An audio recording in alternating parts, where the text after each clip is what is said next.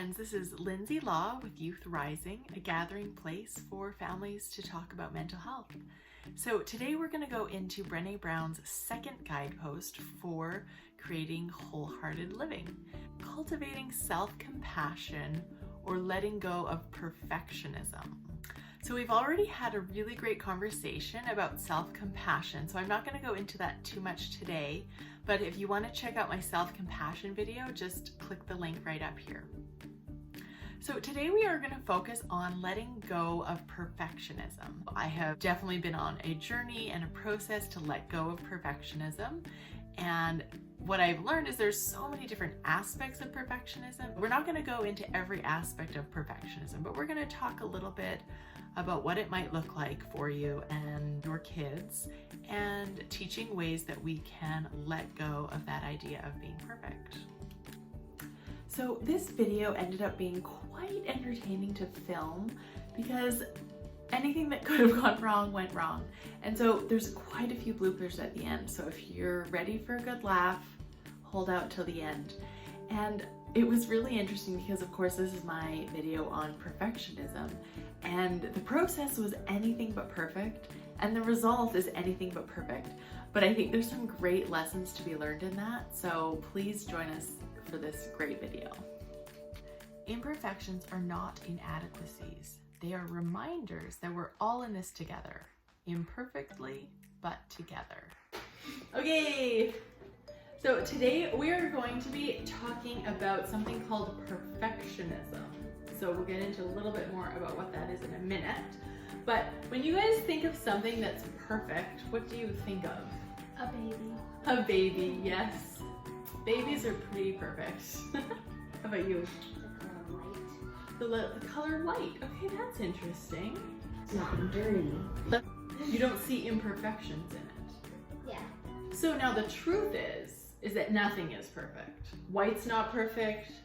Babies aren't perfect, although that's hard to believe. And so nothing in this world is perfect because we're human. We live in an imperfect world and we are expected to make mistakes and to be imperfect. So, have you guys ever had a time where you felt upset with yourself for not doing something more perfectly than you wanted to? Yep. Yeah? Can you tell us about it? I just know I've done that. Okay. Sometimes what I've seen from you, Isaac, is that like getting your schoolwork done That's true. in a certain way or a certain time, you have this expectation of yourself and you want to do it maybe, let's say, perfectly. And then when you don't, you kind of maybe feel upset with yourself. Yeah. Okay, so perfectionism is wanting to look perfect for others for their approval. It's not like wanting to improve yourself for yourself. It's like wanting to look a certain way for other people. So that's kind of what the definition of perfectionism is. And the problem with that is that, like we talked about last week, we're not always going to have people's approval, right? Yeah. We're not always going to have people's validation. We need to find that validation and that approval from within ourselves, right? And we know that we're never going to be perfect. So if we're expecting to be perfect, we're likely gonna feel disappointed, feel like we've failed, feel upset with ourselves. And a lot of times what happens when we fall short of perfectionism is we make it mean something about ourselves and our worthiness as a person, which falling short of an expectation actually doesn't mean anything about us, does it? I don't think perfectionism is always wanting to look perfect to other people. Sometimes it's like wanting to look perfect to yourself. Okay. Yeah, so maybe you have higher expectations for yourself. The video got cut off when my daughter was talking about how perfectionism can be wanting to be perfect for ourselves, not necessarily other people. And I really agree with this, that it's not always wanting to be perfect for the world, but sometimes we have these really high expectations for ourselves, and when we don't meet those, we can end up in shame and have some of those difficulties of this perfectionism focus in our lives. So I think she brings up a really good point. We know that we want to get away from this perfectionism mindset. So what do? Well, the first thing is we take some time to appreciate our own imperfections. Yeah. So, Eliza, is there something that might be considered imperfect that you appreciate about yourself? My hair. Your hair. And what about your hair? It is very thick and Annoying. crazy, Unruly, maybe? and I have a difficult time taking care of it. But yet you appreciate it. To a certain extent. Okay. So sometimes we can look at things about ourselves that we can appreciate for what they are because it makes us unique, makes us who we are, and there are things that we can love about ourselves even though they may not be considered perfect. So there's this quote that I think you guys have seen. There's a crack in everything, that's how the light gets in.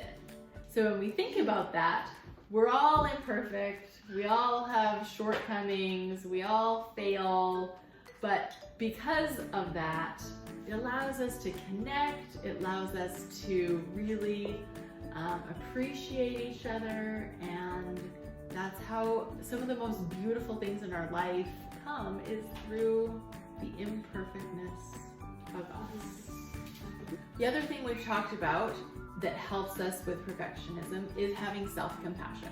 So we know that being perfect is not going to happen. And so we can be compassionate with ourselves. And being compassionate with ourselves means being kind to ourselves, saying nice things to ourselves. You can check out the link for my self-compassion video in the link up here. Okay, so then the next thing is being able to deal with shame when it comes, right? Because we know we're not going to be perfect. We know that sometimes our brain is going to start sending us messages like, you are not worthy because you didn't do this thing perfectly. That's right, it's blaming the lizard brain. So when you're feeling that shame, you want to use the emotional processing word that we use now, right? We name it, we're open to it, we watch it. And then Brene Brown also recommends talking out your shame, because shame can't exist when we speak it and share it. And so if you are starting to feel shame, you can go talk to someone and tell them about how you're feeling. And if you want to check out my video on shame, again, the link is right up here. Okay, so now you can click on her nose. the antidote to perfectionism is actually creativity. Because what we know about being creative is that it's not perfect. it's not perfect. And when we're being creative, like sewing something or building something in the woods, I learned this great thing from a really dear friend of mine, and she talks about how the process is more important than the result. And especially when it comes to creativity, we're really focusing on what we're learning through the process and not worrying so much what the end result is. And so as we take time to be creative, we allow ourselves to let go a little bit of this idea of perfectionism.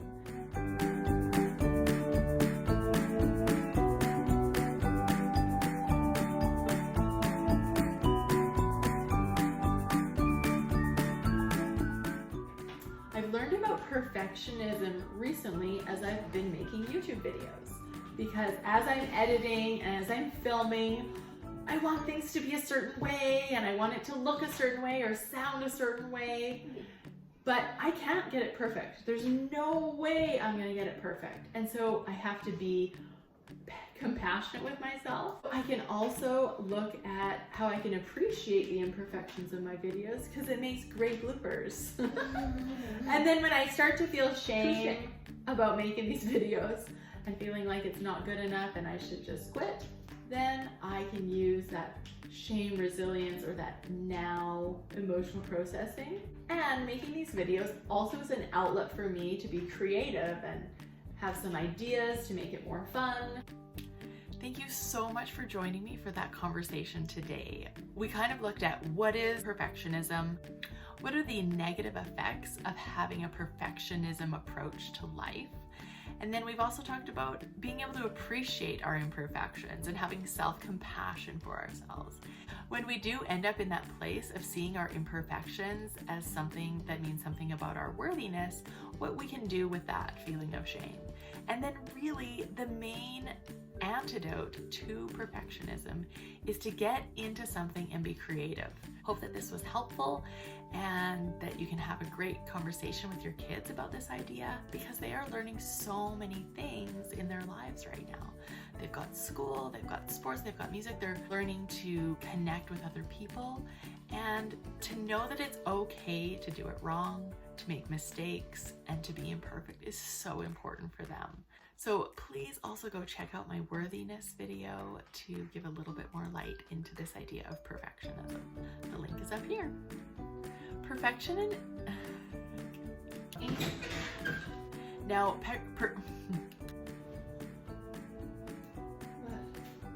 Your hands are oh, okay. Have you, okay. What? Okay, so if we are You aiming... can find your video on compassion right here. Or click on her nose. And you can check out my self-compassion video in the link up here. Okay, I'm just gonna know. Okay, you can check out... Yeah. Yeah, okay. And you want to elaborate on that? No. Okay.